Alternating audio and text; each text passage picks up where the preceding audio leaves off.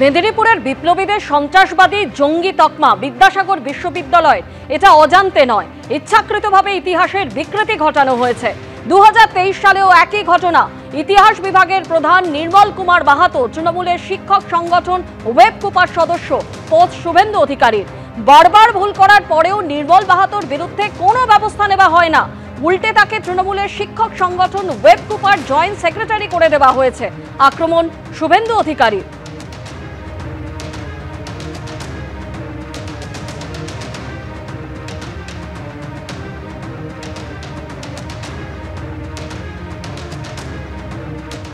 আর যাকে নিয়ে শুভেন্দু অধিকারী এই বক্তব্য রেখেছেন সেই নির্মল মাহাতো, যিনি ওয়েব কুপার ডিরেক্টর, তিনি কি বলছেন শোনাবো।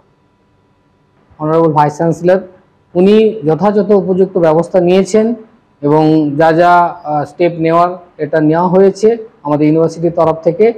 এইভাবে যে ছবি দিয়ে আমাদেরকে নেক্সাস বলা, এটা কিন্তু আমি বলবো ওনার একটা হতাশার বহিঃপ্রকাশ। উনি নিজেকে হতাশাগ্রস্ত মনে করেন। আমরা ইউনিভার্সিটির প্রফেসর, এইভাবে আমরা কোনো ষড়যন্ত্রে থাকতে পারি না। আমরা এডুকেশনে থাকি, পড়াশোনা নিয়েই থাকি, পড়াশোনা করি।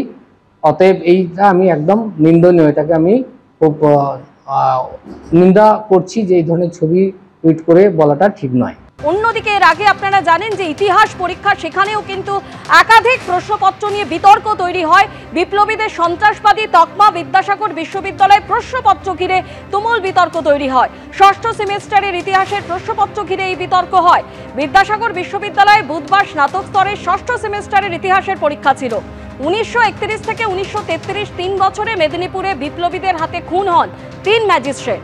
মেদিনীপুরে 3 জন জেলা ম্যাজিস্ট্রেটের নাম করো যারা সন্ত্রাসবাদীদের দ্বারা নিহত হন। বিদ্যাসাগর বিশ্ববিদ্যালয়ের ইতিহাসের এই প্রশ্নপত্র সামনে আসতেই বিতর্ক।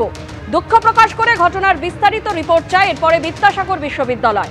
আমি দুঃখিত ও ক্ষমা প্রার্থী সাংবাদিক বৈঠকে বলেন উপাচার্য। খবর পেয়েই তদন্তের নির্দেশ দেয় পরীক্ষা নিয়ামকের কাছ থেকে রিপোর্টও চাওয়া হয়েছিল, এমনটাই জানিয়েছিলেন বিদ্যাসাগর বিশ্ববিদ্যালয়ের উপাচার্য দীপক কুমার ধর। ইতিহাস নিয়ে যেমন বিতর্ক তৈরি হয়েছে, অন্যদিকে আজকে আপনাদের যেমনটা জানালাম রাষ্ট্রবিজ্ঞানের প্রশ্ন, ষষ্ঠ সেমিস্টারের প্রশ্ন, যেখানে সিলেবাসের বাইরে প্রশ্ন এসেছে এবং তারপরেই কিন্তু সেই পরীক্ষা বাতিল ঘোষণা করা হয়েছে।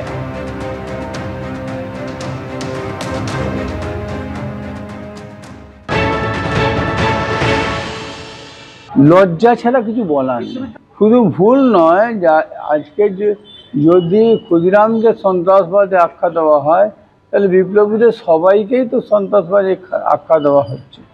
তাহলে আমাদের ভারতবর্ষ স্বাধীন হলো কেন?